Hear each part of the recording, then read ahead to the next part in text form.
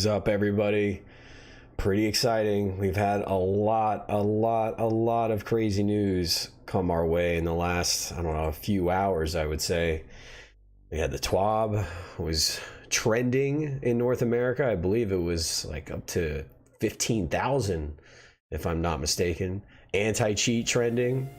Everyone's getting a little hyped. There's a lot of video game news across the spectrum. Everybody was kind of just tiptoeing around when they wanted to do it, and everyone kind of just dropped it all at the same time. They just needed somebody to go first.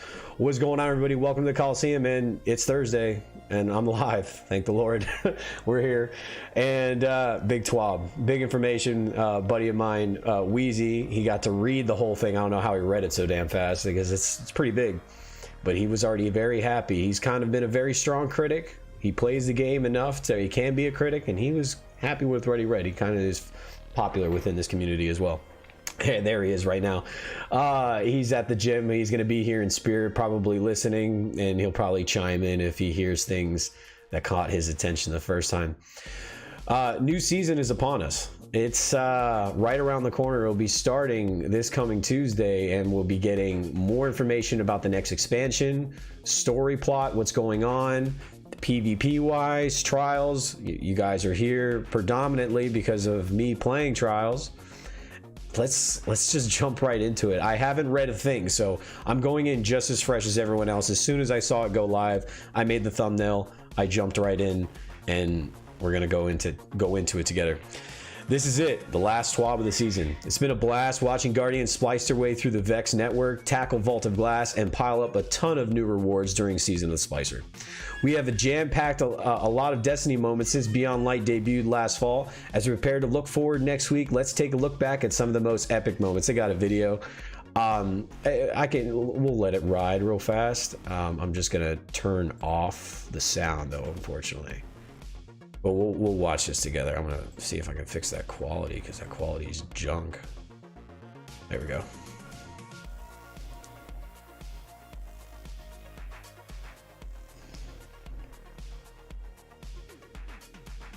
Everyone losing their minds in the content creation community.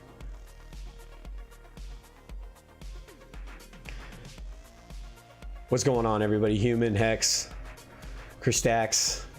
What's going on, dude? Krebsy, what up?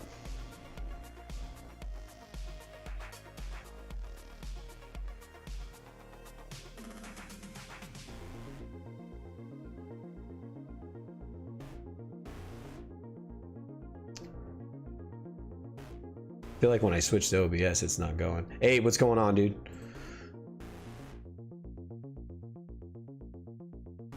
That's basically it. If you want to check that out, it's basically everybody letting you know to tune in on August. All right, we're less than a week away from the big reveal showcase. No spoilers, but we have a tune-in page set up, and we'll be streaming on both Twitch and YouTube on August 24th. 7 years of Destinies have led to this moment. Join us to learn more about a new adventure unlike any you've encountered before. The pre-show is starting at 8 a.m. Pacific, then the showcase itself will kick off at 9 a.m. Pacific. Come find out if you can survive the truth. It's going to be a big day on Tuesday. It's going to be a big day. I'm going to be streaming on Tuesday after this whole thing pops off, after when everyone's done watching that. If you want to come watch me play it live, go through everything live in the brand new season, that is going to be the day to be here. Weapon tuning. This is big. This is something that people have been kind of talking about for a while. They have their biases in terms of what they feel like needs to be nerfed, what things need to be buffed, and here's a moment of truth. Next week's update is ushering in, I'm pretty sure that's ushering in a new season and a big sandbox update to go with it. We have already covered ability tuning here and armor and mod changes here. Those are the two previous week's TWABs. And now it's time to go over what is changing with weapons. Here's a weapons feature lead, Chris Proctor, with a full rundown. Chris says, good day, it's Chris again. We've got a lot to talk about for season 15, including Stasis weapons, a rework of fusion rifles, and several changes intended to make certain weapons more relevant in the new activity and with the new artifact mods. Let's kick off by clarifying some terminology. Mesa Sean leaving community, really clap. That's interesting. How many times have they said that every year? Very true, Ashton. Of course, there's nothing for me to personally jump for joy yet. I got to continue reading. Definition of terms. Some of the recent info on weapons we've put out have been confusing, and while I generally like to use our internal terms for concepts where possible, in some cases these require too much explanation to use them externally. Here are some of the definitions and clarifications to help. Fall off. Internally, we use fall off min and fall off max to mean start and end, but moving forward, we'll use these externally, using damage as an example, but the same logic applies to aim assist and whatnot. Damage fall off start, the distance at which damage fall off begins or stop doing maximum damage. Damage fall off end, the distance at which damage fall off ends or hits the damage floor. Pretty self-explanatory. Projectiles. We've used various terms to describe these types externally, including borrowing terms from other genres, but have settled on these. Hit scan, a projectile that instantly hits. This applies to most weapons in the game. For example, auto rifles, hand cannons, fusion rifles, fully drawn bows at most distances. Pretty self-explanatory term as well. Hit scan, it typically applies to, for instance, one example in Overwatch, few hit scan characters, Widowmaker, Soldier 76. These are the ones that are using the guns, can aim, point, and shoot. Your typical first-person shooter action. A non-hit scan, a projectile with travel time, sometimes having physics, bounces, and often explosive damage and or homing. For example, rocket launchers, grenade launchers, partially drawn bows, and Jotun. Shotguns. Spread angle, the cone that pellet come out in. The cone that pellets come out in. Not to be confused with one of the other types of cones. This determines the size of the outer ring below. Destiny 2 shotguns don't have pure RNG for pellets distribution. Though yes, it sure feels like it's something. I feel like there's like a lot of stopgaps in these like sentence structuring, which seems worth diving into. A shotgun contains 12 pellets spread out across 3 rings as follows: center, 1 pellet right in the middle; inner ring, 4 wedges with 1 pellet each; outer ring, 7 wedges with 1 pellet each. So aside from the center, which is in a fixed location, each pellet is only randomized inside a defined wedge, angle, inner, outer, radius. Seems like there's going to be some RNG going into shotguns, even more so. Global. Season 15 introduces a legendary Stasis weapon, and we've seen some concern about how these are intended to work, particularly in PvP. So here are some details. Stasis power weapons are in the power slot, obviously, while all other stasis weapons are in the kinetic slot. This is to avoid overcrowding the energy slot, and so that it's reasonable to use one in match game content. That's helpful. That's helpful. I think this is something I feel that Lono spoke about for the longest times in terms of energy primary, and this is the way that we're going to get it. It's not going to be any of our typical solar, arc, and void energy weapons. Stasis is going to fall into the spectrum of kinetic, and that will be our one to kind of match game most situations. Company markets something claiming it's the best ever. More to 7-Eleven. Yeah, exactly. Now that we've addressed Quick Draw's permanent I skipped ahead. Staple weapons don't intrinsically do anything differently from weapons of other damage types, but they are the only weapons that can roll with stasis perks. We generally intend stasis perks with slower freezing effects to have a kill trigger, this being easy enough to trigger in PvE and fun to use but not obnoxious to play against in PvP. If they're using this to describe the example of the cryosthesia sidearm, people were worried about that in the beginning, and then you ended up seeing really quickly with people utilizing it. I even tried throwing it on, the ability to utilize the whole clip to freeze someone and then go through the action, especially if you're far away from them, to either reload or try and close the distance. They're already broken out of the freeze, and they're probably maybe even got a shotgun already ready to point at you. We generally intend stasis perks with slowing or freezing effects to have, excuse me, I already read that one. Now that we've addressed Quick Draw's permanent plus 100 handling buff, we see more people using the quick swap glitch. The glitch uses combinations of inputs to animation cancel, allowing near instant weapon swaps. We want the handling stat to continue to have value on weapons and don't want, for example, aggressive shotguns to lose their key downside, slow swaps. Due to an unintentional side effect of the animation system, fix the quick swap glitch. That's heavy. That's heavy because people are still able to just quickly 1-2 by, as example, canceling out the animation, and it almost leads you to question on how the validity of the person, whether or not they're cheating. It's that fast, but clearly it's handled by just the uses of that glitch. We'll see how much this on top of the slide nerf that's coming and all of the changes that has. I don't know. It seems, and a lot of people have been saying this to me because I've been farming Izumi all week, and I'm going to be doing that in a separate stream. I'm going to be testing out redirect for the first time. I figured it was a good time because this TWAB being so big and so meaty, so many people would be so interested in just this rather than just me farming a Grandmaster, bashing my head in the wall.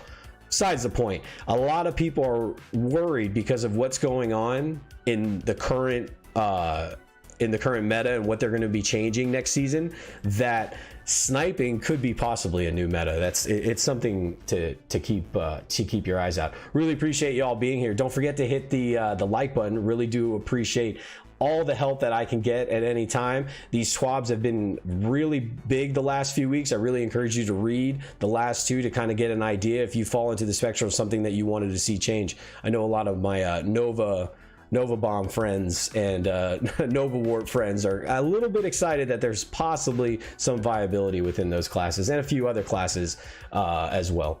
Running out of primary ammo has never been tactically interesting. Running out in hard PvE content or because you were on a tear in PvP was a weird and sometimes frustrating experience that we would like to not subject anyone to in the future. All primary ammo weapons now have infinite ammo.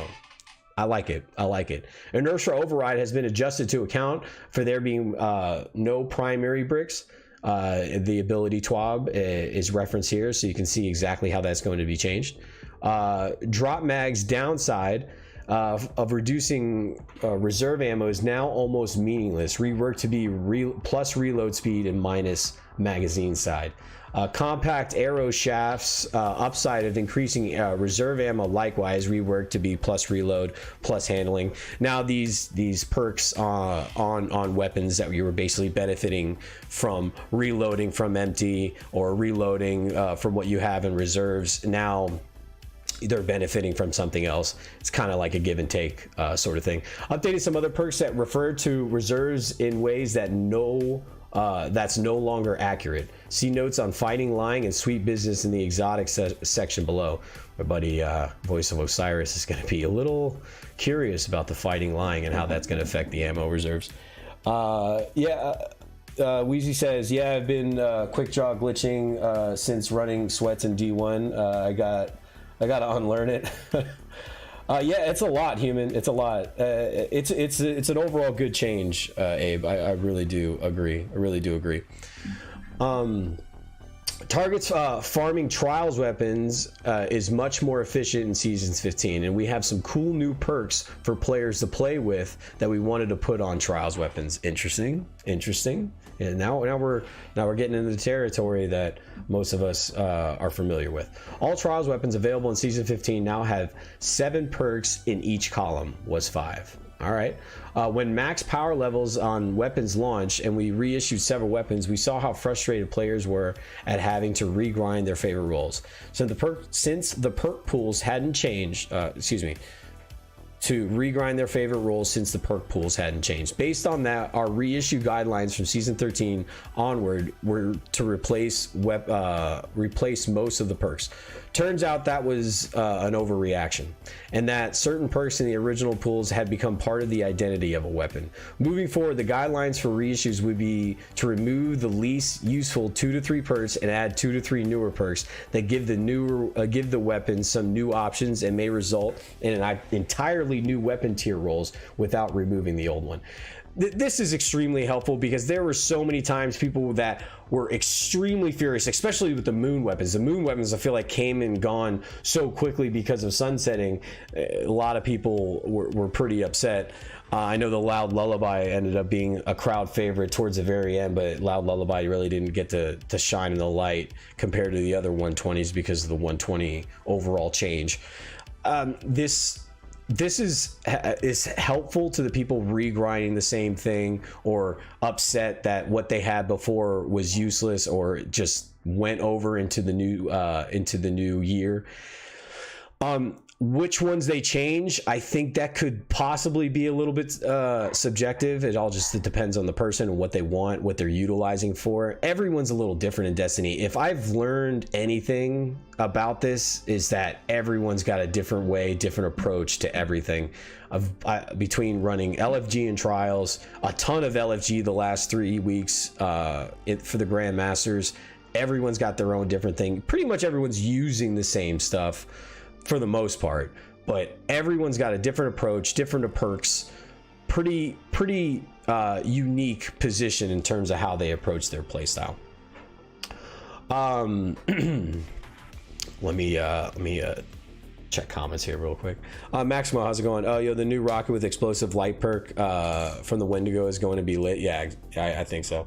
It gives me a reason to probably use a heavy grenade launcher. I don't think I've used a heavy grenade launcher in PvE content probably since that. I'm obviously excluding Anarchy. I feel like Anarchy has just become a part of us. I did see a picture of Anarchy at the end of this, so stay tuned because I think our baby is gone.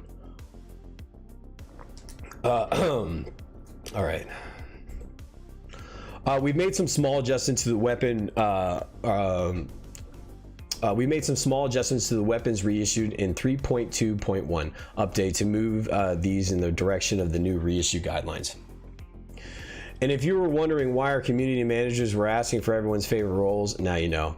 Adding 1 or 2 of the original perks, I mean, that's helpful, but not everyone's going to utilize that method of voting. Added 1 or 2 of the original perks to each column of the Luna's weapons reissued in 3.2.1, i.e. the Lectern weapon only. Exactly something that we were just talking about. We were upset how those ones barely got to see the sunlight, and here they could possibly suffer the same thing again. Since these can be target farmed, we're okay with increasing the size of the perk pools in this case. Added 1 of the original perks to 1 of the both columns of the Dreaming City weapons reissued in 3.2.1, Tiger Spite, Twilight Oath, Abide the Return. Since these can't be target farmed yet because the drop rate on them is horrible, it was basically infinitesimal for people if they've already found it before. But if you haven't found it yet, it seemed pretty normal and people were finding 1 or 2, but going back and doing the blind well to try and get one of these or go through the dungeon, it just wasn't happening. We didn't want to increase the size of the pools by more than 1. Archetypes. Note, exotics receive these changes as written unless otherwise mentioned in the exotic section below. Breach grenade launchers are increasing as a pain point in PvP. Wow, dude. They, like, what a 180. What a 180. They went from this is skill shot, and our buddy Black, he was going off. He was just like, you don't see him in the top 10 in trials. You don't see this. And to his credit, you don't see these weapons because a lot of these weapons are just taking down your shields and then you're one pop. But that's what a 180 in such a short amount of time. Grenade launchers are skill shot, and now they're increasing as a pain point in PvP. Oh my gosh. Elitist, the moon weapons can be target farmed, sure, but it takes ages and it's such a boring and pain ass grind. Yeah, a lot of that sucks, dude. A lot of that is horrible because people was crying about it. No, you're right, Black, you're right. I've been bitching about GL since Forsaken. Damn, right, you got the evidence right below you there, Black, right below you. It's something that has become a staple in, I don't want to say all, because that's an extremely broad stroke. Everyone's still utilizing what's meta for the most part. But there are players that have seen what grenade launchers can do for their play style, how they can close the gap on someone, maybe without a shotgun, and they're 1 or 2 shots with their primary. It's what the Truth Teller in combination with a Cerberus and Top Tree Dawnblade, Lord God, it's pain. All right. So they've become a pain point in PvP, and with the shotgun nerf, we're seeing a small increase in usage. You think? This change aims to reduce the ease of getting big splash damage for priming or cleaning up targets.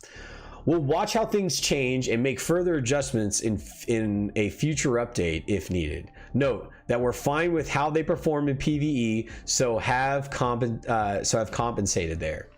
All right, they've reduced the blast radius by 0.4 meters. Example, max blast radius decreased from 5.55 meters to 4.15 meters. Minimum blast radius decreased from 3.80 to 3.4 meters. Is it enough? Is it going to be? Here's how I'm approaching the PvP from now on in this game, and especially when it comes to the nerf and buff. Well, I guess buff you don't really have a problem with, so we'll just say nerfs. The nerfs to abilities, the nerfs to guns, and how they have changed the spectrum of going into PvE. And I'm starting to actually see it, because I remember when some things used to be better for PvE, for a hunter, for example, and then because of the changes to nerfs or to subclasses, or even some changes to weapons, they have hurt the PvE spectrum. I'm hoping it's not enough to hurt PvE. They're saying clearly it's not. They've compensated actually, but is this enough to kind of mitigate the problems? I shouldn't use the word problems. It's kind of being unfair. I don't want to go on a crusade against grenade launchers, as much as I think it's a pain point in some way to just how the approach is. I think it's a part of this game. I think anything weapon wise is just a part of this game. I hate the Telesto, I hate fusion rifles, part of this game. Is this small blast radius change enough to kind of mitigate a lot of the one shot ability that grenade launchers leave you to just clean you up with something as simple as the Cerberus? We'll see.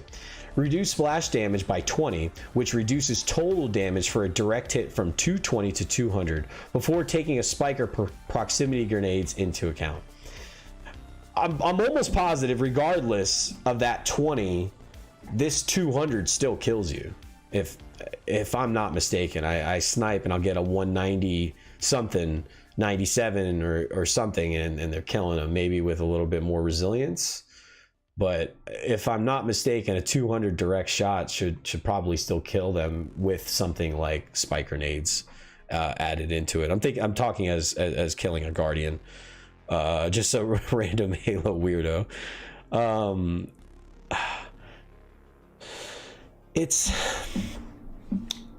I don't know personally, because I'm not throwing on the grenade launcher to try it out, but I have a question for people using them. Do you see this as something that's kind of just gonna pull them in a little bit in terms of ease of use, bring it back to their description of skill shot? Or is this going to do little to nothing? Increase damage in PvE by 12%. Because of the above splash damage change, this results in a small overall buff to combined damage. Wither Horde is unaffected. I mean, that's helpful. Like something like that. I know people want to see a separate sandbox, and to be 100% honest with you, I don't ever think that's viable or going to happen in just this game. I'm not saying it's impossible to do. It's very possible to do, but will we see it in this game? I don't know. We're knocking on crossplay's door, so who would have thought that we'd ever be where we are right now 7+ years ago? So I'm not going to say it's impossible, but I don't see it on the radar at this point in terms of separating the two. It would appease a lot of people, but do I think it's going to happen? Probably not. While machine gun usage is surprisingly high, we felt that they weren't fulfilling their intended role in high difficulty content. Ammo efficient ad clear and secondary single target sustain damage. Increased damage in PvE by 20%. Helpful. Machine guns other than Xeno are pretty much rock bottom. I think someone mentioned Archon's Thunder was pretty decent. But other than that, you guys can probably help me out, the ones playing PvE a little bit more than myself. What other machine guns you guys think were viable other than Xeno? I think Xeno was just about it. You had your particular uses for it, and then even then you were kind of questioning, do I really need this on? Can I just throw on something like Anarchy? Ready Player One, Spike only adds damage one hit, releasing adds no damage. Gotcha. So just hitting them directly without the release. I wonder if it was still with that change, one hit a Guardian. I'm assuming just by those numbers. Scout rifles and hand cannons have felt weaker than we'd like in hard PvE content for quite a while. Increased damage versus miners by 15%. It's nice. I personally am loving the hung jury right now. I have an adept role with explosive round and surplus, and utilizing my Titan, never kind of proccing any of my skills. I'm getting those other benefits of that perk. I'm welcoming this a lot because I felt scout rifles the most were almost on the welcome mat for Destiny 2. A lot of that has to do with what was going on in the meta, and they haven't been able to kind of recover since that first change. And not that I'm craving that return to a scout rifle meta in PvP. To use anything in PvE, regardless of what weapon it is, I don't want to be like, damn, I can't use that regardless of what's in the artifact in terms of mods that season. I want the ability, to use any weapon. I don't want to say any weapon, but to have options within art type. I got a scout rifle I know I can lean on, a sub I know I can lean on, a hand cannon. I want that more variety, and maybe machine gun, scout rifle, and hand cannons in PvE, this is a little bit more. A lot of us have some really nice time lost fate bringers that you want to utilize even more so than right now, other than just popping a few overloads in the seasonal mod.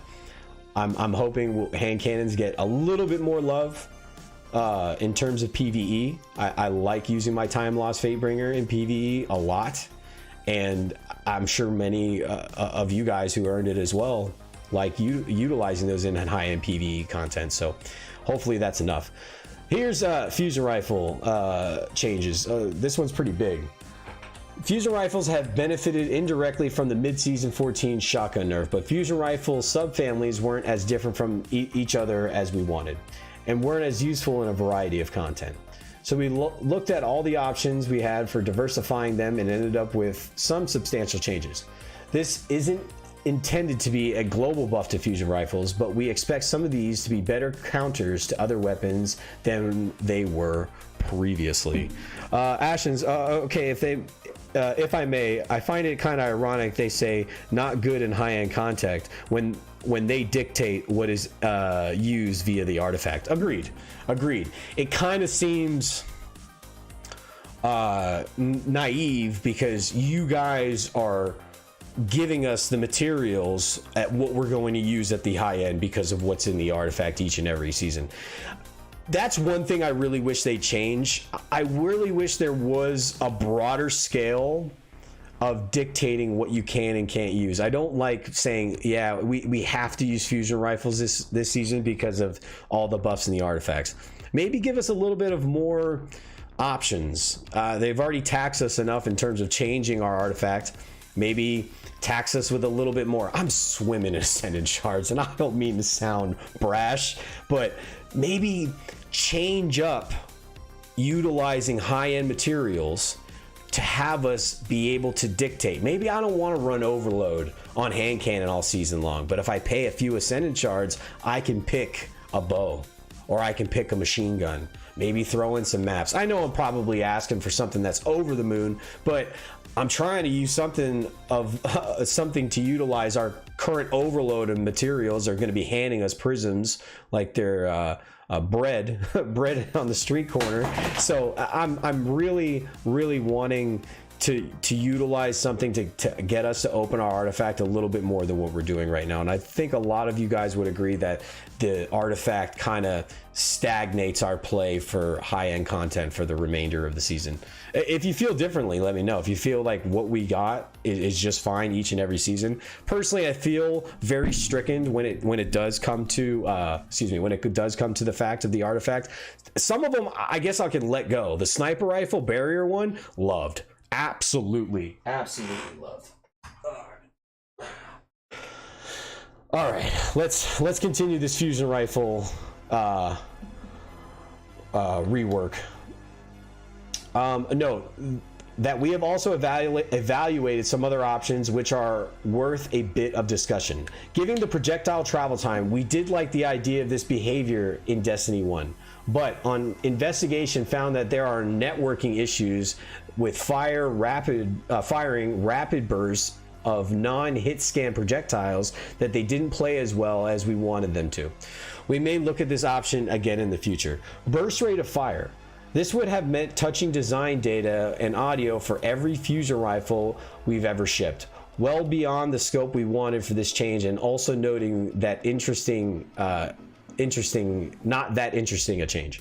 Increased PvE damage bonus such that all subfamilies have a 50% PvE bonus. Previously, high impact was 0%, precision and adaptive were 10%, and rapid fire were 12.5%.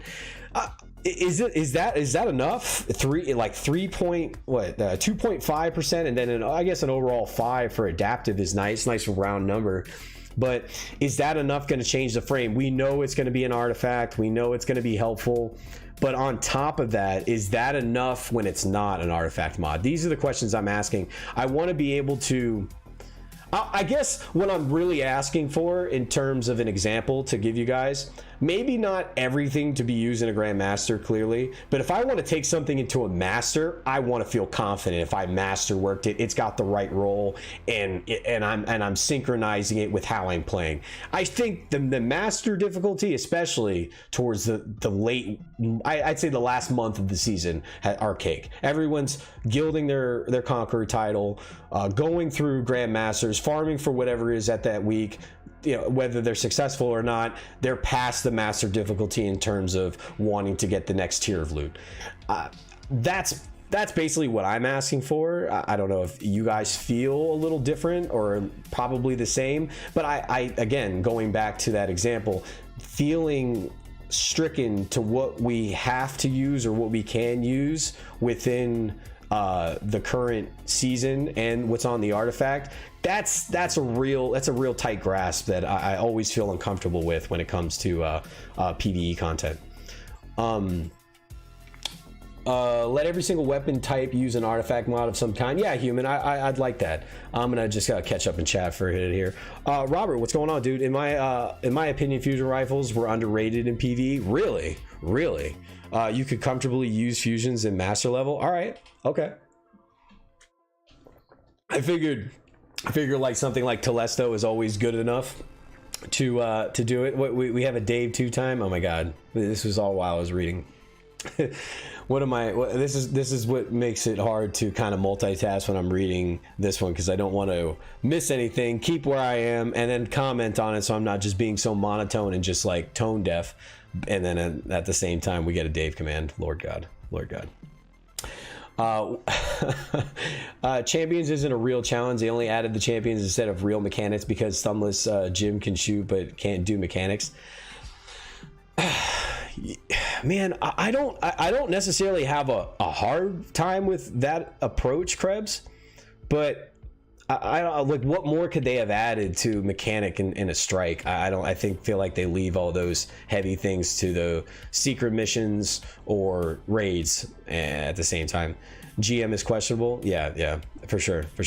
They forgot about aggressive frame fusions. Deity of Yin says. High impact, push subfamilies farther apart. Adjusting charge time, shots fired per burst was 7 for all subfamilies, and damage.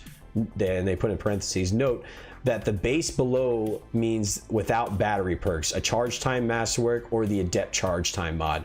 So they're basically giving you an idea of exactly what separates each subfamily in terms of these fusion rifles, and the examples above of the battery and the charge time and then the adept mods. I've seen people as of late, along with Glacio, you see Glacio, some plug ones, the Exile's Curse. The Exile's Curse is good enough that some people have been able to incorporate it. Maybe the charge time is just that much higher on it.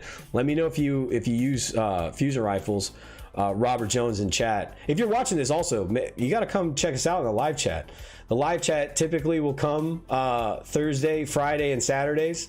The times are a little varied right now. I'm kind of like balancing out my baby and my schedule, getting back to work and stuff like that, and then on top of everything, the sitter has had COVID for a little bit, so it's been a little bit of change. But always have that bell button so you know when I do go live, and come be a part of this audience if you're watching on this stream later on in the fact. But players like Robert Jones, they actually feel that fusions were in a decent spot before, so I'm assuming you're kind of happy with these changes. Let me know also if you're using fusion rifles or anything that we've gone over thus far or later on in the video, and you could tell me if you've liked these changes so far. A lot of people in terms of response are feeling pretty good. High impact charge slower and while still strong, require more planning to use more effectively. Base charge time increased from 0.86 to 1 second. That could hurt. Shots per burst reduced from 7 to 5. Reduced total damage per burst. In playtesting, we found that charging these in the open is super risky, but pre-charging around corners or otherwise in safety is very effective. It's like, I don't know.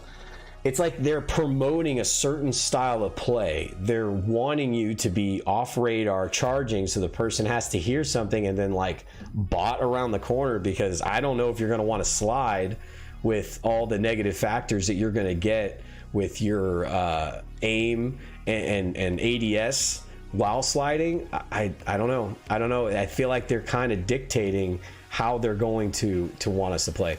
Precision and adaptives are close to unchanged. Base charge time is unchanged. Shot per burst is unchanged at 7. Very slightly increased the total damage per burst. In playtesting, we feel these are very effective all around without stepping on the niches of high impact and rapid fires. I'll be keeping a good plug one for PvP. Like I said, PvP in terms of fusion rifles, plug one, Glacio Chasm, and an Exile's Curse. As of recently, I've seen a decent amount of them kind of been lingering around. The buffs are very welcome. I can imagine. PvP will be wait and see for sure. I'm disappointed by the lack of real buffs for scout rifles, Paul says. I'm curious, Paul, do you think it's not enough, the PvE change, or do you want to see an overall buff to scouts even in the PvP spectrum as well? The 2-time, the anti-wrecking, the content man is up, Dave. God, Dave, I cannot believe that's a real thing. Random champion attributes could be like Swarm, have lots of lesser mobs as bodyguards, immune to Void, Solar, Arc, and Stasis, teleportation, etc. Harder difficulties would roll more attributes from pool. Damn, Galplay, you like stacking upon those negatives and fighting against it. God, that's a very strong style of gameplay, especially when it goes into PvE. I don't know if I can handle all those negative modifiers. I roll my eyes like a slot machine when I die by some of the red bars, as Dave would put it, in these Grandmasters. And now we're gonna have everybody pressing this, Dave. I can't believe you've done this. Exactly, Black. That's exactly how I'm feeling. I can't believe they've done this. So rapid fires charge faster, allowing them to be used reactively against charging enemies or aggressively when pushing forward. Base charge time decreased from 0.5 seconds to 0.46 seconds. Shots per burst increased from 7 to 9. Increased total damage per burst. altogether. In playtesting, we found that these are very effective against shotgun rushers. The combination of them needing to be closer and you having a shorter charge time work well together. And if you have good enough timing, you can fire 2 bursts with a rapid fire before high impact users finish charging their first. That's interesting. Let me know if there's any rapid fire fusion rifles that you guys think will be utilized in PvP. Again, this is not my forte. I'll be willing to admit that I'm still learning as well when it comes to playing. I put in a lot of time. I have put in a ton of time in trials and PvP, but there are some things that I still learn when I play each and every weekend in terms of people's play style. How do you play? How do you guys utilize this? Because honestly, being prepared and knowing how other people play gives you I don't want to say the edge, but gives you better insight on how to tackle that opponent. With the increased shots per burst, these are now more reliant on stability, but with the increased damage, they're less reliant on range. Well, I mean, I'd hope so. If these ones are charging up even faster, have 9 bursts to 7 from 7, the range on them better be brought down a little bit. Ashton says, I despise GM red bars. I just despise their hard design as giving them more health and damage. Agreed. I couldn't agree more on that, Ashton. I'm very kind of perturbed by the fact of how strong some of the red bars are, but what are you gonna do? I use Cartesian coordinate. How's that one, Deity? Do you like that? Weezy says, I'll put it nicely, it's a good against bots. You love the Garden of Salvation rapid fire fusion. I'm worried about the change because I don't want them to mess up one of my favorite guns to counter shotguns, but I'll have to wait and try it, I guess. Yeah, they've been a little bit more detailed in this TWAB, but a lot of that always comes down to we got to get in the game, we got to try it. Robert Jones says adaptives and rapid fires are definitely needed help in PvP. Good to know, Robert. Good to know. Let's continue here. So part of this work required adjusting several fusion rifle perks and 1 mod. Backup plans implementation was incompatible with fusion rifles changes, and we felt like the perk could use a rework anyway. Remove plus 100 to charge time stat, adjusted charge time multiplier from 0.85 to 0.7 now scales damage by 0.8. Liquid coils and accelerated coils needed a rework for similar reasons. Both converted to scale charge time and damage instead of modifying the charge time stat. The final effect is much the same as before, but these are now more robust. However, they won't visibly change the charge time stat in the inspection screen. The adept charge time mod felt pointless, and we felt like it would still be balanced against other mods if it didn't reduce damage. Change functionality to scale charge time directly instead of changing the charge time stat without adjusting the damage. That's interesting. I'm not a fusion rifle user, hardly ever. Probably will pick one up next season when it's incorporated in the artifact, as we already found out. I was kind of the same way about bows, but when it was really good against overloads, and I had a ton of fun when it was part of the artifact. And maybe I will feel the same way and have a different perspective later on in the season when the next season starts about fusion rifles and how they work, and be a little bit more versed about it. And I know I was bashing it, but this is the one good thing for them kind of dictating what we use. I'm going to try something now. I'm going to formulate an opinion after trying it instead of just seeing it being used. A note on the charge time masterwork. A fusion rifle's damage is determined by its charge time stat, similar to how most other weapons damage is determined by their rate of fire stat. Masterworks can only increase weapon stat for performance reasons, so it's not possible to change how charge time maps onto damage without being big changes to how the charge time stat works. We investigated doing this by making the masterwork a perk, but this would cause fusion rifles to exceed the perk budget, resulting in bad things happening, as mentioned in a prior TWAB. I bet it would just wreak havoc. Fast charge times, destroying everyone over and over again. You see, it'd be a fusion rifle madness. With the fusion rifle rework, we feel that this masterwork is more viable, and it now rarely reduces bolts to kill, so may feel not feel like a downgrade in the same way as before. We'll be watching to see how this plays out and have some options to address the issues if that's still needed. It's good that they're kind of somewhat prepared if a certain path happens. Kind of leads me to believe, then why wouldn't you just kind of change it? But you guys they're almost kind of predetermining what would be the downfall of it. Again, it's nice, but at the same time, why wouldn't you change it to just begin with? Adjusted the fusion rifle stat order so it matches other weapons. Stability and handling were out of order. This is a big change to fusion rifles, including all exotic fusion rifles, so we'll be watching for any major issues and we'll make tweaks as needed. That's a lot. Oh, here's the next one. That's a lot of info on fusion rifles. Again, not really my forte. I don't really use them a lot, PvP especially. PvE, I'll pick one up every once in a while. I got something to complete, a bounty, a quest, whatever the case may be, but they are not typically part of my arsenal. If they're part of yours, let me know in the comments exactly what you saw, or in chat. If you're in chat right now, I'll read it. Exactly what you saw as the biggest benefactor, and or as something that you think could hurt whether a specific archetype or the gun in general. Let me know in both the comments and in chat. Weezy to Robert says, yes, but the majority of Destiny players and PvP players in any game and average are average to below average, and that's okay, but tend to lack situational awareness. Yeah, I mean, as of late, especially when it comes to trials, it's pretty sweaty, but for the most part, yeah, any sort of quick play that's predominantly what you're seeing. We'd like that casual to average player to enter trials, but there's gotta be an incentive for those guys because they don't want to waste their time at all. Hex says, I don't use fusion rifles, so it doesn't affect me. Exactly, it's kind of at that point for me, so I won't be able to see the negative or positive changes to these, so it's kind of leaving me in just reading a lot of numbers and to be like, all right, can't wait to see it. What's it going to do for me? All right, the big change that everyone's kind of been worried about, it's been leaking its head over the entire season because we know this could be the final end, the final hurrah for the Anarchy.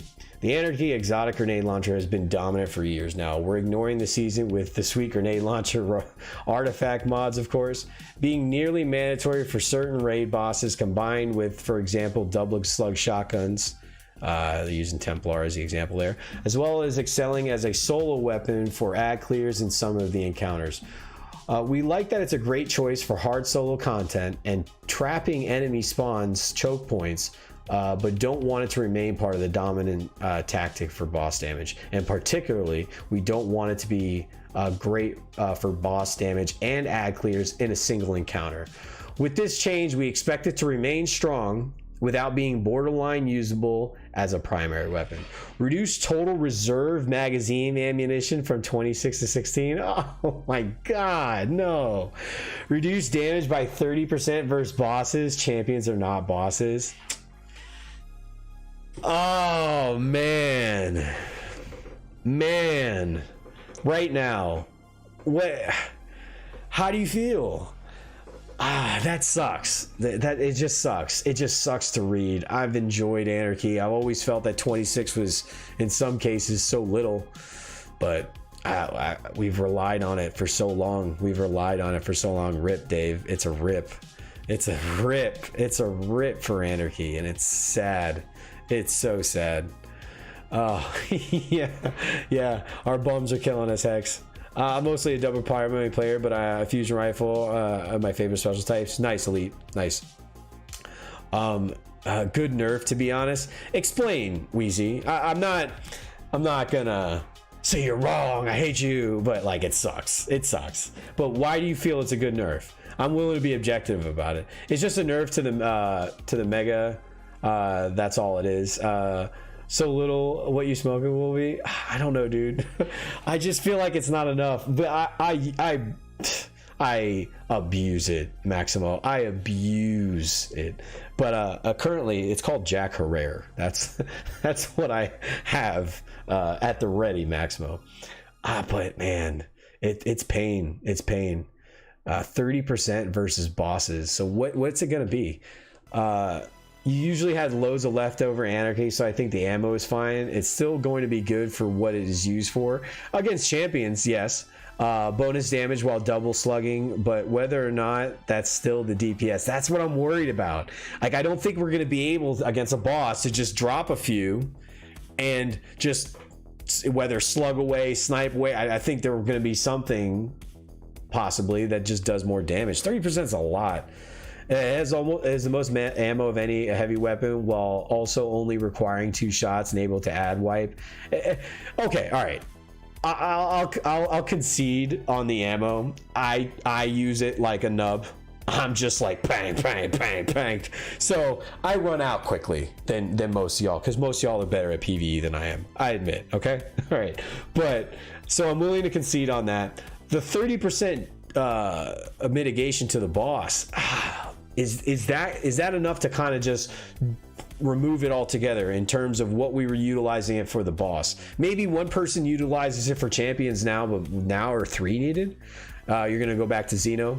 Everyone who says it's a good nerf believes that because it's a meta shift. A lot of people don't like it. They always nerf what is being used the most, for sure, Ash. This one was being used for a while. Triple bow would be my new meta, Dave says. You heard it first from the 2-time. Take it to the bank. Weezy says 2 anarchy shots is all you need for optimal DPS, combined with non-stop damage to switching to other specials.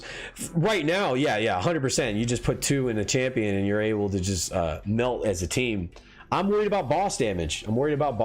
And is that going to change? Is exactly what we're going to be utilizing in combination with our heavy.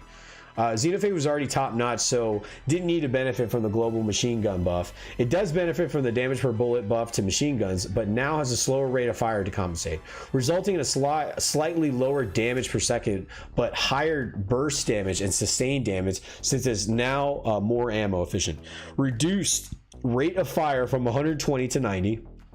Receives less of the machine gun PvE damage buff. Is that going to equal out? Xeno's used in very unique situations, I would say, in high-end content. So is this going to be more of a buff to us, or is this going to be more of an outlier of what we're going to be, not wanting to use? I'm interested to see, because I feel like the variety in terms of putting builds together now comes from PvE, and that's where most of the fun is now, putting most of my builds together. How dare an exotic be good at bosses and add clear? Especially when they get breach and clear. And no, they're setting it up. They were setting it up. The Deathbringer meta. 30% drops it from being the absolute best weapon in the game, heavy-wise, like ever, to a very good but not obscene weapon. What do you guys think? Here, then I could probably... This is what I'll do. I'll put up a quick poll to get a poll of you guys. There we go. Will this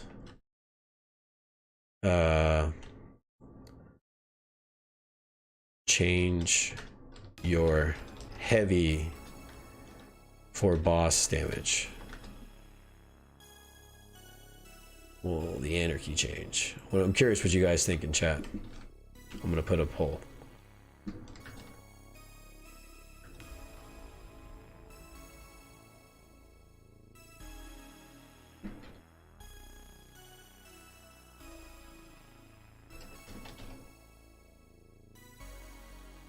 Yes, no, not affected if you are one of those people. There you go. Take that poll. Let me know, because this is the one that people were kind of like asking, all right, is this gonna kind of kill where I'm at? Fighting line has always been fun, but not dominant in PvE. So we're worried about the impact infinite ammo would have there. However, enabling fast unlimited grenade spamming was too much in PvP based on internal playtests. So we've addressed the specific case without significantly impacting its feel in PvE. Let me close that. Fighting line reserve ammo increased from a lot to infinite. receives the same changes as other breach grenade launchers. Reduce base load stat to 0. Breach grenade launchers with 0 reload stat reload very slow. Now increases reload speeds to its previous level on damaging multiple enemies with 1 grenade.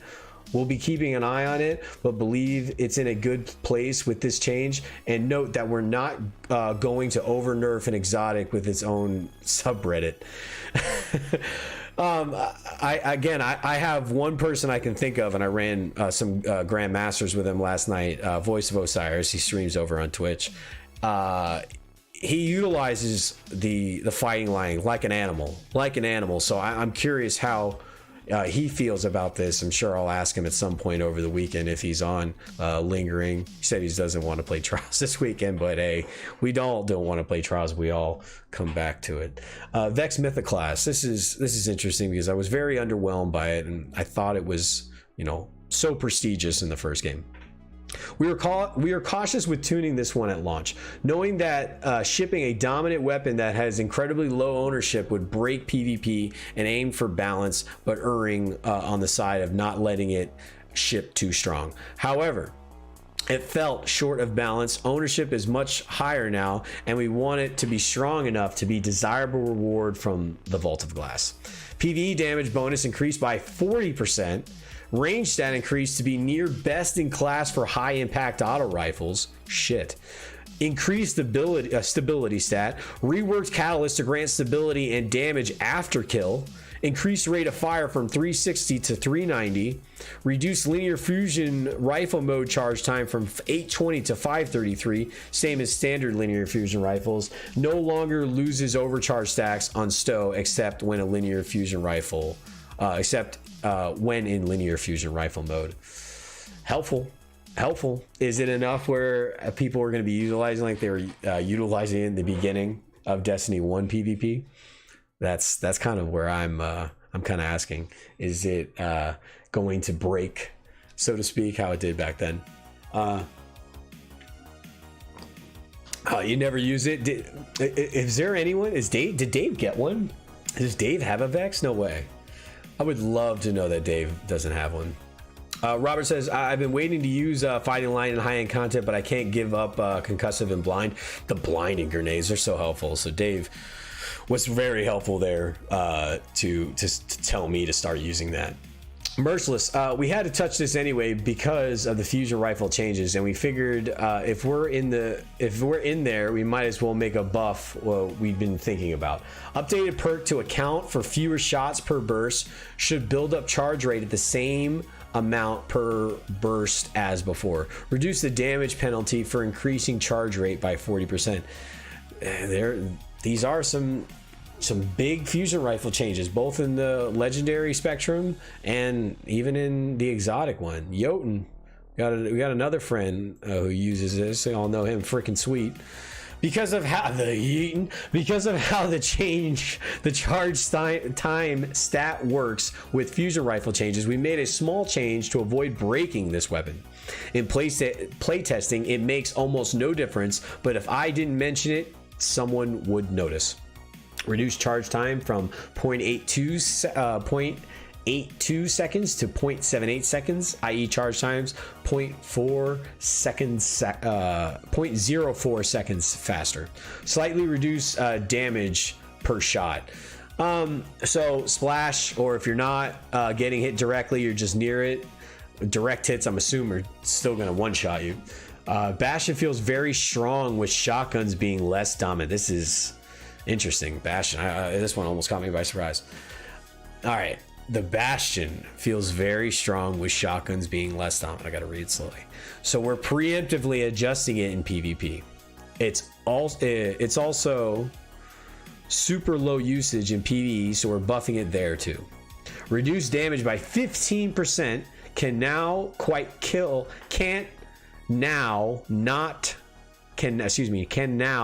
quite kill a guardian with one shot in 3-shot bursts it fires. Interesting. Gotta play test that one. Got to. Increase spread angle by 10%. Increase PvE damage by 25%. So overall around a 10% increase in PvE. Great for PvE. Man, is this gonna change the way some people utilize this? Is this gonna change whether or not people want to utilize this at all? Big questions. Big questions. What do you guys think of Bastion? Bastion in PvP, in my opinion, I hated it before Stasis. When Stasis came out, I was like, all right, I can fight against this. I can do something. Is this kind of relegating the Bastion for some users as being something they want to get away from now because it's not going to be as helpful to them? Jaden Fidel says, don't forget Unstoppable FR means that Mytho might be a good jack of all trades primary, especially with unlimited munitions. Great point. Great point. See, this is why something, you know, helpful from being in chat letting me know, because I'll let you know right now, you being in chat helps me. We're having a conversation. We're basically all in this together because I only touch a certain spectrum of this game. I play everything, but where my expertise lies, PvP and trials. But I'm very in depth when it comes to playing. I actually got my Conqueror title gilded for the first time. I'm not a two-time like Dave, but I am touching every part of this game, especially when I am investing so much time as I am. I'm hoping very soon we'll be investing a lot of time in other games as well, and keeping this one all within our circle of games that we come back to. It's more of a problem on console, you feel? All I know is concussive is better in PvP, so not sure what's the actual difference in PvE. Don't see much on PC, so can't comment. There's a lot of Bastions on console, and now that crossplay is around, we'll see. Not that I think many console players will want to play PvP on with their PC buddies, but with, you know, we'll just talk about it right now, the news of BattlEye going to be soft launching with the next season. Hey, crossplay could become very formidable with PC players in terms of gaming together, having fun with people, and just enjoying crossplay and not being stricken to whatever platform that you're on. Sitting in orbit, Wolverine's true expertise. Dave likes to rub it in my face because I think I doubled his hours in orbit. I have sat in orbit a lot, whether waiting for teams and trials, waiting for the next game, who knows. Yeah, him and Black, they love to fuck with me about it. Sweet businesses. Perks: refilling the magazines when picking up primary ammo no longer works in the world without primary ammo. So it's been adjusted. Now refills magazine on picking up special and heavy ammo instead of primary. But how often is that around in PvP? Now, not that Sweet Business was good in PvP. If you see that their person's trolling or they're living on a prayer. and now it's just like, you ain't gonna pick that shit up anymore. Firing line, we like the idea of the perk, but it was just giving away a bit too much damage for almost free. Reduced damage bonus to 20 plus 20% precision damage for all supported weapon archetypes. Was highly variable depending on weapon type. With roll on some sniper rifles, linear fusion rifles, and machine guns, and maybe some other stuff in the future. Fireline will be able to put on those weapons now. Certain damage perks only affected impact damage on explosive weapons. We've updated these specific perks to also increase detonation damage, kill clip, rampage, and adrenaline junkie.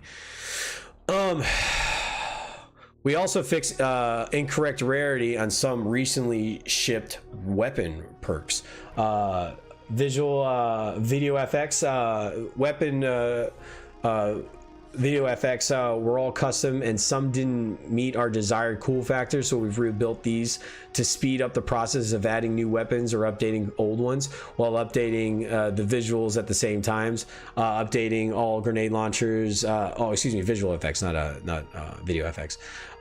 Legendary fusion rifles and linear fusion rifles now have distinct damage type charge visual FX. The near future, we've devoted a lot of energy to the Witch Queen expansion, and there are a ton of things changing in a few weeks. So we want to see how things shake out before deciding on future tuning. We'll be watching season 15 launch closely and are ready to make some small adjustments as needed in the first half of the season. all this has been great. The last two TWABs, so 3 total, including this one, the ability, the mod changes last week, and then now the weapon changes this week, have all led you to think that these are some good changes. Nothing to sell the bag about quite yet, so to speak, but I think we can read the stuff today and be like, okay, we've taken the step in the right direction. Now can we help the playlist survive? Can we, the strike changes that we got coming next season, the trials changes that we got coming next season. I know we got the new banner armor. I still think banner needs a little bit more work. The one prism, it's just not enough.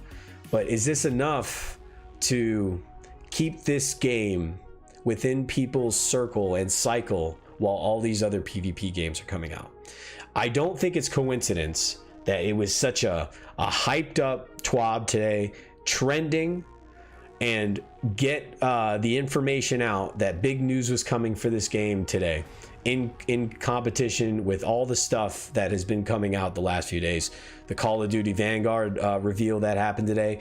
Everything happens for a reason in this industry, and I'm pretty certain that you could probably take it to the bank that they are waiting to push out information that they've either have in store or ready, that they had ready to schedule for these days in competition with these games that are coming out. The more distant future, but still before the Witch Queen, the linear fusions and caster frame swords are still not where we want them to be, so expect some tweaks.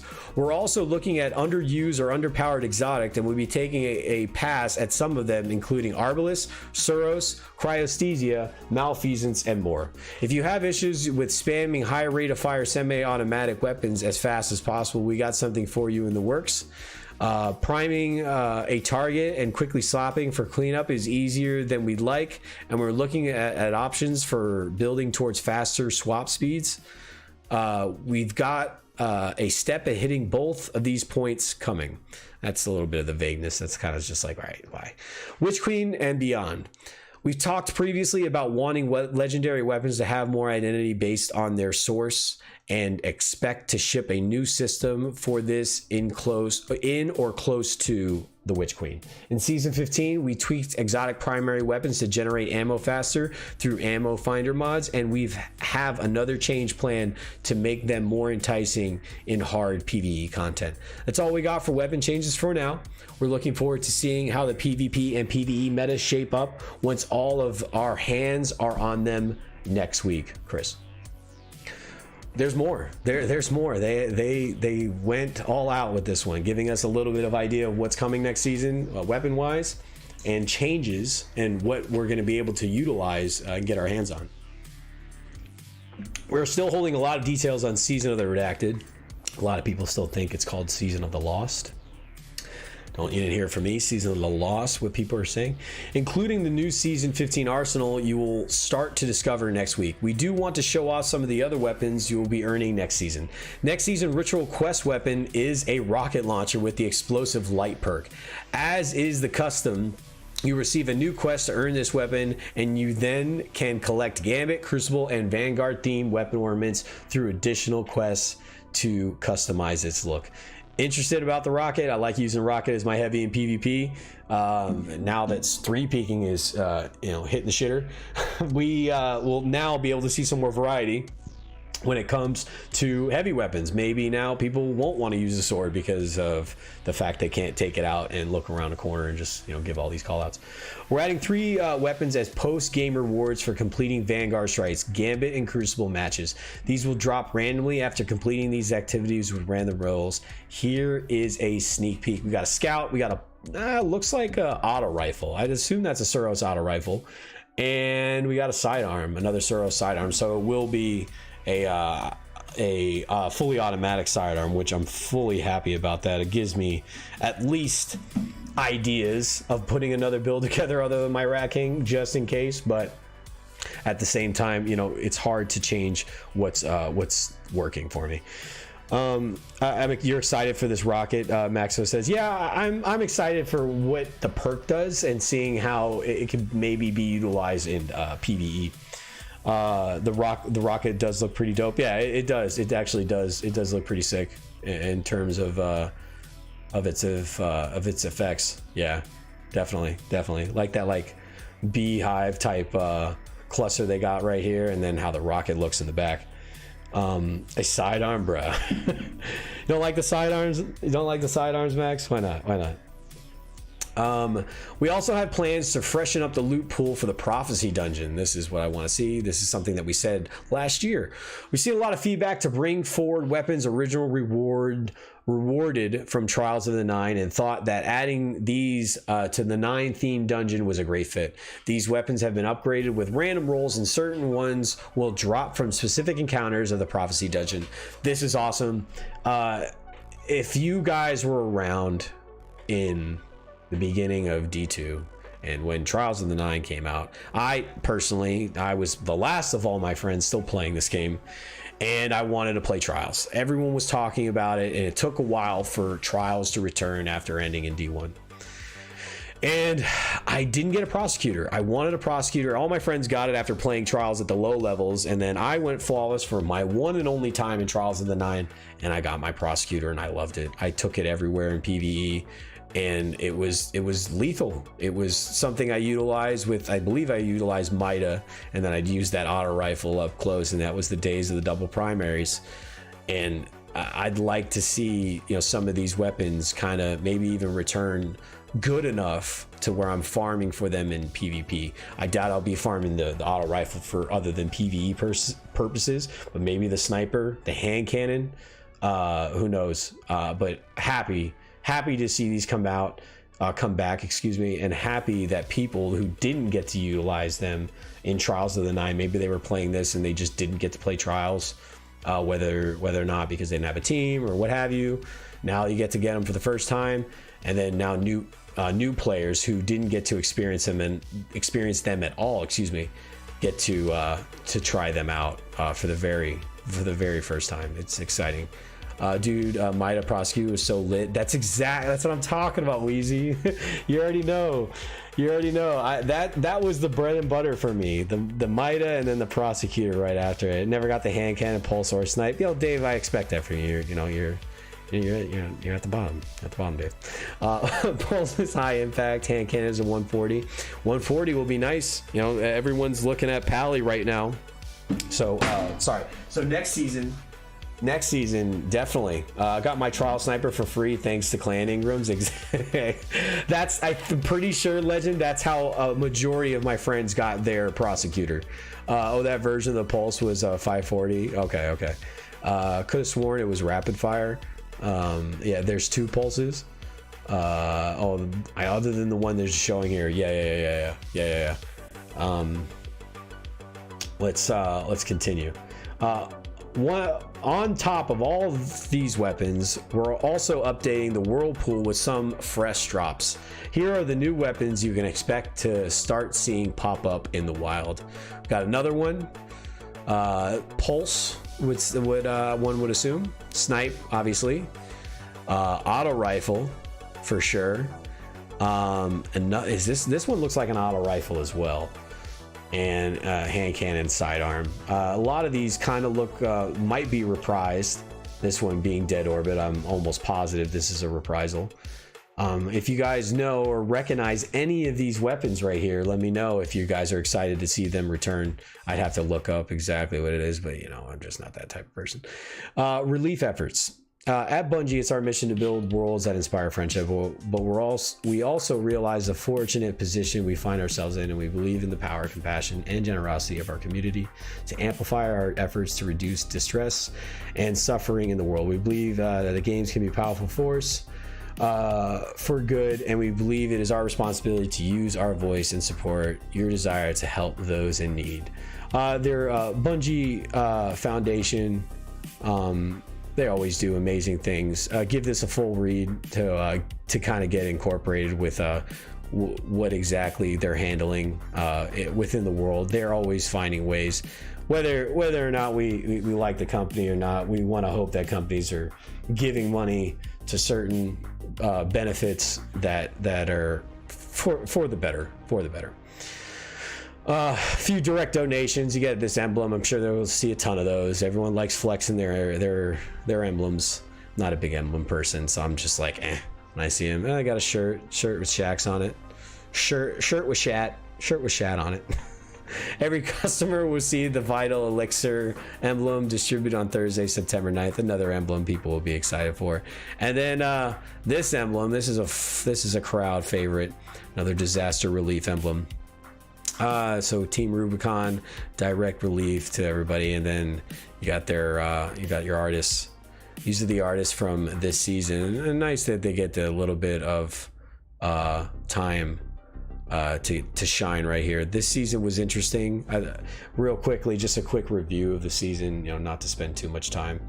I enjoyed it from beginning to end. I basically went 32 levels on the season pass. I got a lot of jokes, but like, oh my god, what are you doing? But like, I don't have another game to play next season. Be able to hopefully leave that number not as high, just get high enough to where I'm playing, but incorporating other games. We have a bunch of other games to play, but I'm excited to say the least for the weapons, the abilities, and the mod changes that we've been introduced to.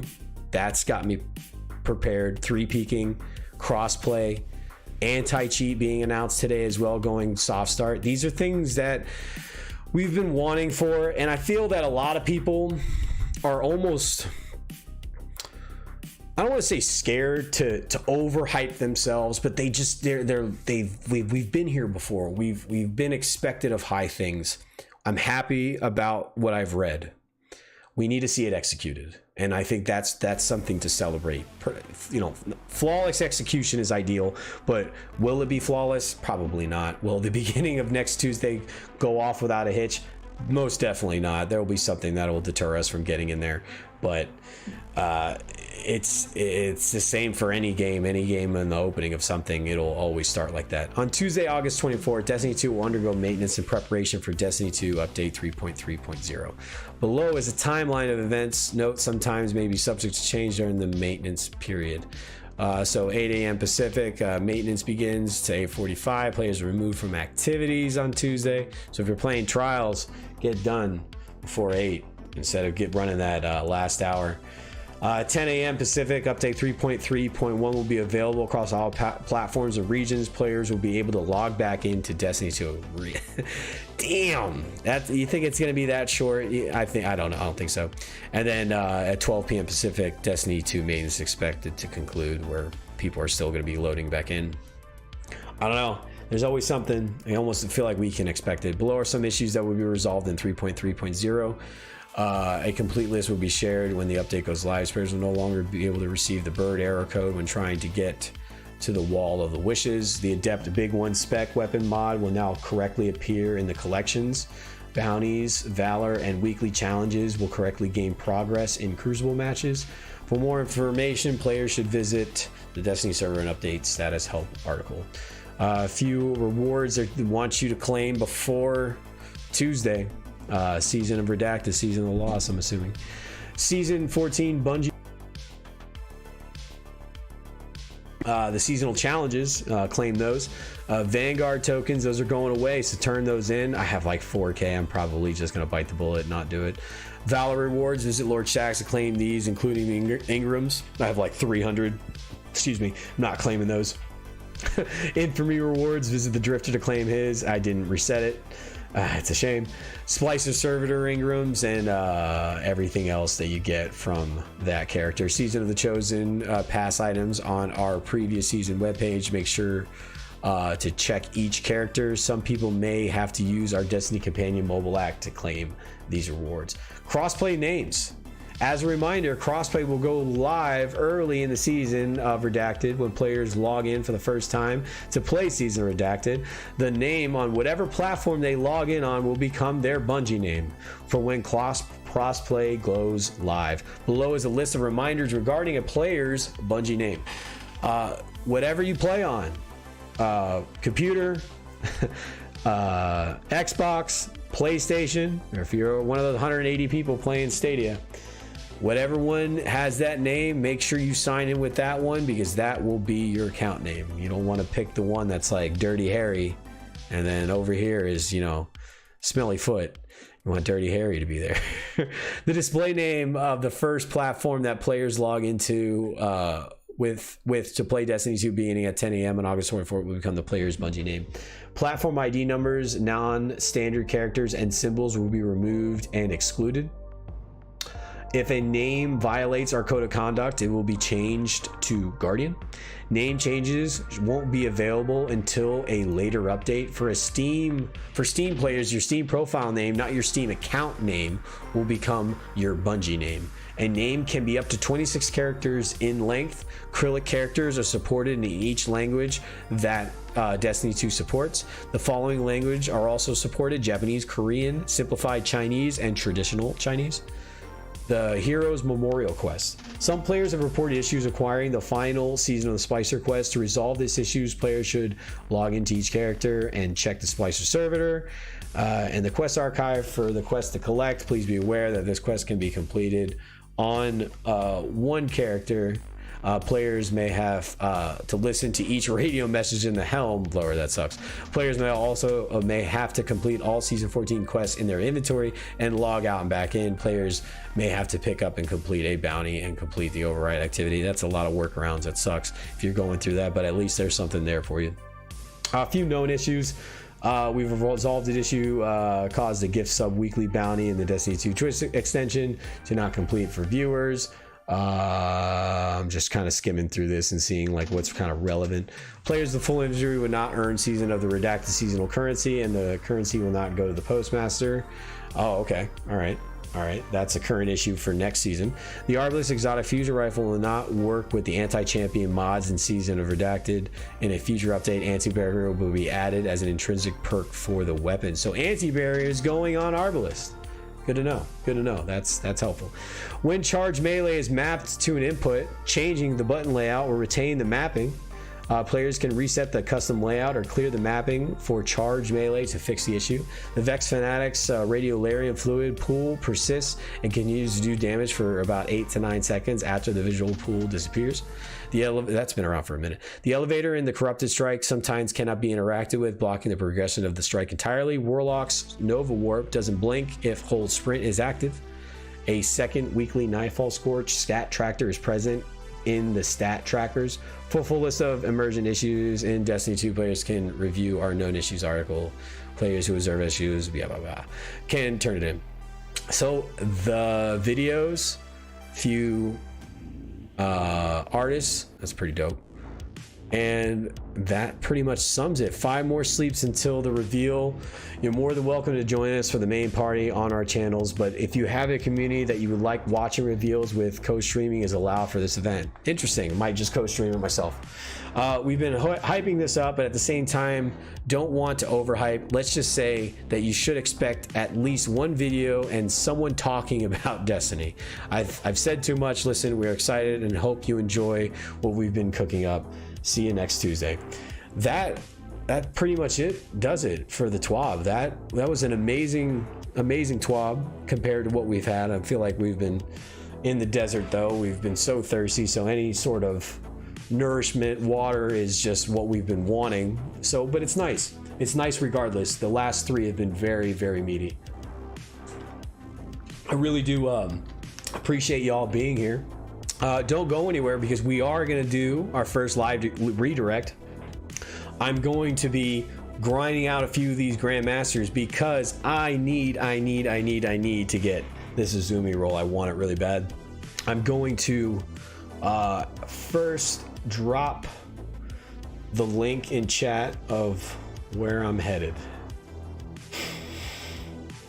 Really do appreciate the very strong turnout today, everybody. It's been fun climbing out the end of the season and getting prepared for what we have going on next season, and also what we have going on this channel.